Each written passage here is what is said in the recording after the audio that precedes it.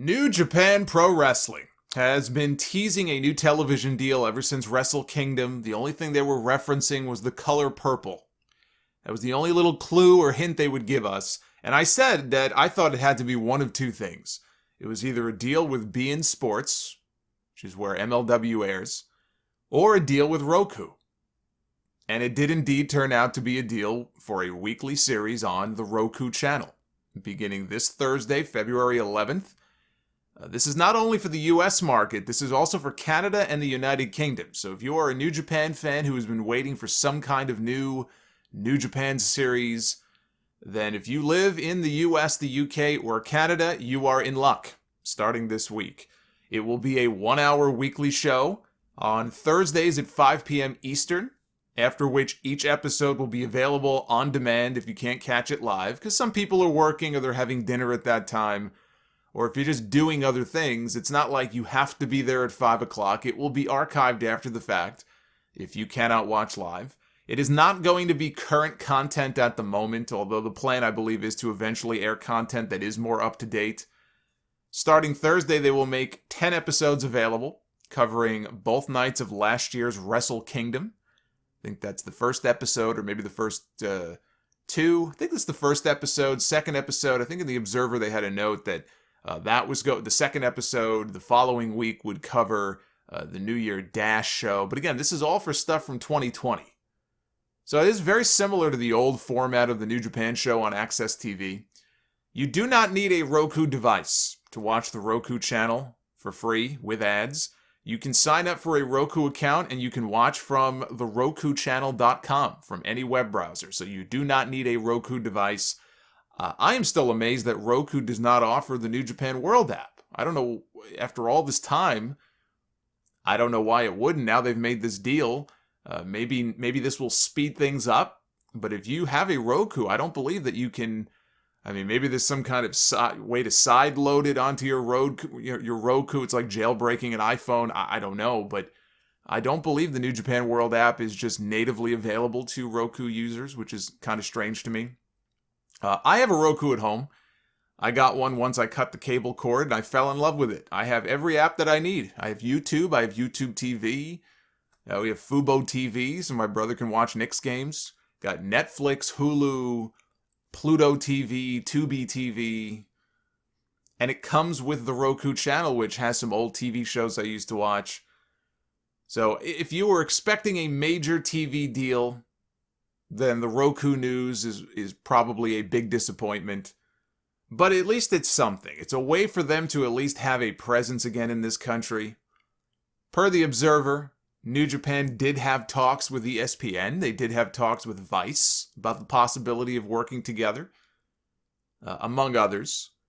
But because they had no viewership numbers to show them from their days on Access TV, because I don't believe Access was subscribed at that time to the Nielsen system, so you never heard about Access TV ratings or anything like that. They're very secretive about that, or at least they were at that time. I believe now Access, as of last year, is subscribed to the Nielsen system, but at that time they weren't. So they didn't have any hard data to show these people, to show these executives, to prove that there was enough of an interest to make a deal happen. CBS Sports Network was said to be interested, but there would have been no money involved. It would have just been a straight advertising split. That wasn't the kind of deal New Japan was interested in, and so Roku it was. Now the other big news is that the Forbidden Door was kicked wide open this week with that ending to Dynamite from Wednesday night. At the end of AEW's Beach Break show, it was Jon Moxley, Pac, and Rey Fenix taking on Kenny Omega and the Impact Tag Team Champions, the Good Brothers, Anderson and Gallows. A man in a hoodie and a face mask hit the ring. He attacked Moxley from behind and then revealed himself to be KENTA, who hit Moxley with an awful-looking GTS.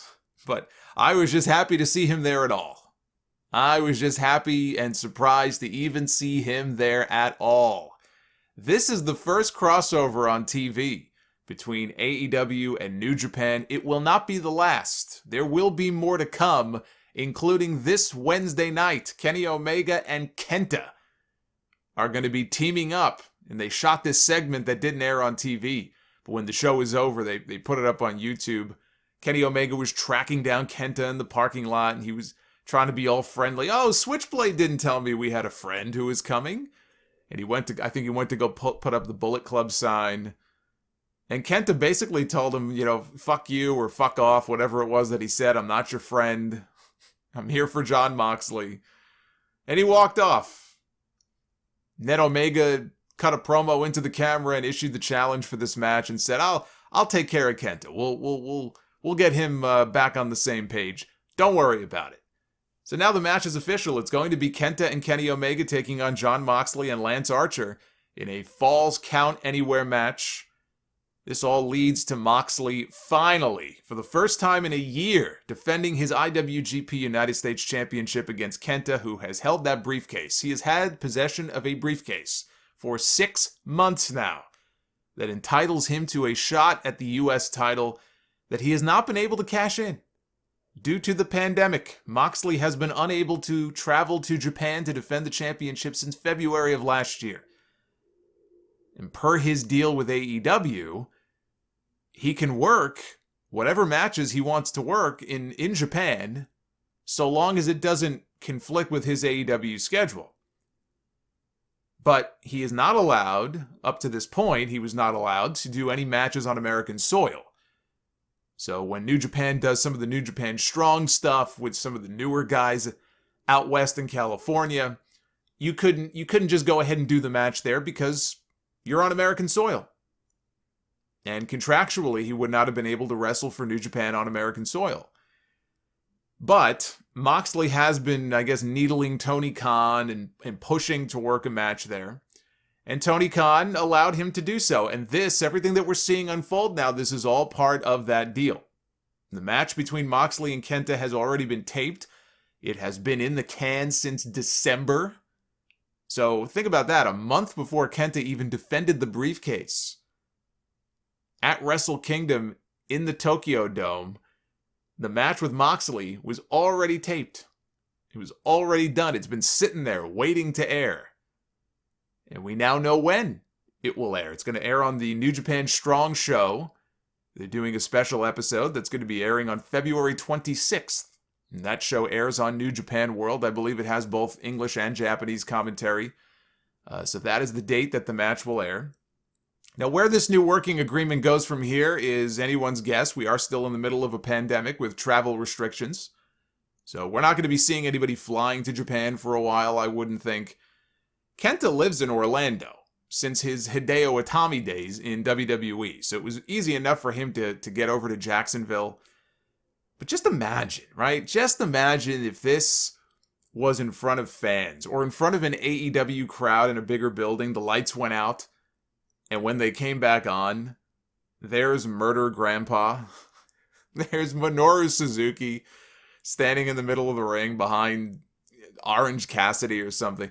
I mean, the things they could do, the possibilities are endless as far as potential matches and potential crossover between the two companies. Because it's not something that you should be doing every week. So if you kind of spread things out, and you consider all the talent they have there and some of the talent, their past rivalries and friendships and partnerships with people who are currently on the AEW roster. I mean, imagine an entire year of what these two companies can do together, maybe eventually building up to some sort of big supercard. Or maybe there's a big AEW match or AEW title match featured at the Tokyo Dome next year as part of Wrestle Kingdom. Or a big IWGP title defense as part of a main event or a double main event on a big AEW pay-per-view at the end of the year. Again, the possibilities are very exciting. And what I thought was so cool about what we saw at the end of the show on Wednesday was that you had talent from Impact, NWA, and New Japan on an AEW show, live on TNT. And look, I would suspect that if New Japan had gotten a major TV deal, like a really competitive TV deal on a big network here in the States, like a rival cable network, I don't know that we would have seen that ending on Dynamite.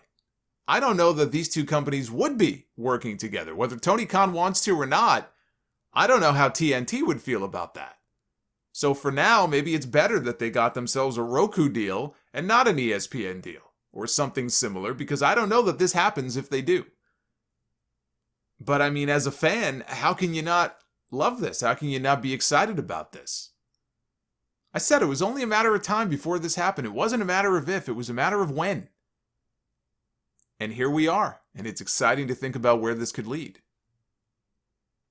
Jay White returned to New Japan this week as well, although he never actually left. It was all part of an angle where he appeared to quit the promotion after his loss at Wrestle Kingdom to Kota Ibushi. There were rumors of WWE being interested. He was WWE bound. I am very happy he did not go there. Instead, he attacked Tomohiro Ishii after his 6-man tag match at their Road to the New Beginning show at Korakuen Hall. Some final AEW notes here real quick. May as well just tackle the AEW stuff now instead of coming back to it. They made another big announcement on Wednesday night, which was the mixed tag match is official. With Cody Rhodes teaming with Red Velvet since his wife is pregnant and unable to wrestle. Red Velvet will be honorary Brandy Rhodes for one night. Cody and Red Velvet are going to be taking on the team of Shaquille O'Neal and Jade Cargill. But it will not be taking place at the Revolution pay-per-view on March 7th because it looks that the NBA is probably going to be doing an all-star game on that night, and so Shaq will have other duties, other responsibilities. He will not be able to wrestle. So instead, they're going to do the match live on Dynamite on March 3rd. So at least they'll get to try to pop a big number out of it, I guess. I think they'll get a bump. I think there'll be a curiosity bump to see Shaq in a match. Absolutely. I don't think it's going to be this dramatic bump that's going to give them over 1 million viewers or anything like that, but there absolutely should be a curiosity bump for the match. Speaking of bumps, I hope Shaq doesn't take too many of them. I think that the potential for this match to be a disaster is way high. I don't know the experience level in the ring of Jade Cargill. I've seen her walk out. I've seen her pose. I've seen her working out. We saw that vignette on Wednesday. But I still have absolutely no idea what she's going to look like when she steps into the ring. It could be a fucking disaster, or it could be, wow, this woman is better than I thought. And to think that she's going to probably have to do the majority of the work in this match, because what can Shaq do? How long is Shaq going to truly be in the ring for? Shaq can stand there and look intimidating. He's going to tower over Cody Rhodes. He can punch or shove. But what else is he going to do?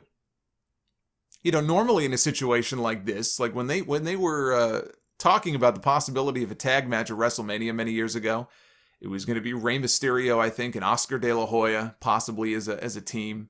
I think that was going to be the match. You want to have a veteran in there who can do the lion's share of the work, and then pitch it over to the celebrity, and then they do a couple of things and then tag out. So I think in this situation, that would be perfect for a guy like Shaq if he was teaming up with somebody who can kind of do the lion's share of the work. But in this case, Jade Cargill, I guess, she's the veteran, she's the pro. I think this thing could potentially be a train wreck, or it can end up being very entertaining. I don't know what we're going to get, but I'll be watching. I'll be very curious to see how this plays out. And the Women's World Title Eliminator, we have some more information about this now. There's going to be an American block and a Japanese block. They've got 16 women in this tournament. The American block has Serena Deeb going one-on-one with Riho, who is coming back. Riho, if she hasn't already moved here, is in the process of moving to the U.S. So we're going to see Riho back on TV very soon. On the U.S. side as well, we have Britt Baker, who is probably my pick to win the whole thing, just because I think Britt Baker should be the one to take the title from Hikaru Shida. So we have Britt Baker in here, Tay Conti, Thunder Rosa, Anna Jay, Nyla Rose, and legit Layla Hirsch. And the Japanese contingent, and by the way, the Japanese matches, I believe, are being taped in Japan. I don't believe, because they're not all going to be able to travel to the States, I would imagine.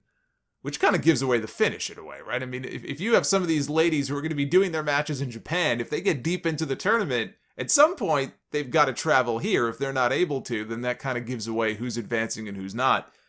But on the Japanese side, we've got Aja Kong, Veni, Yuka Sakazaki, Emi Sakura.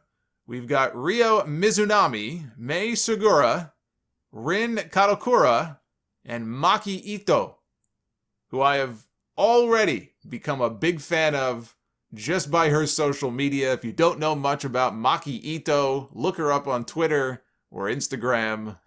She is a very unique person. She seems to have a lot of charisma. So I hope to see her go far. She's not going to win, but I hope to see her go far in this tournament.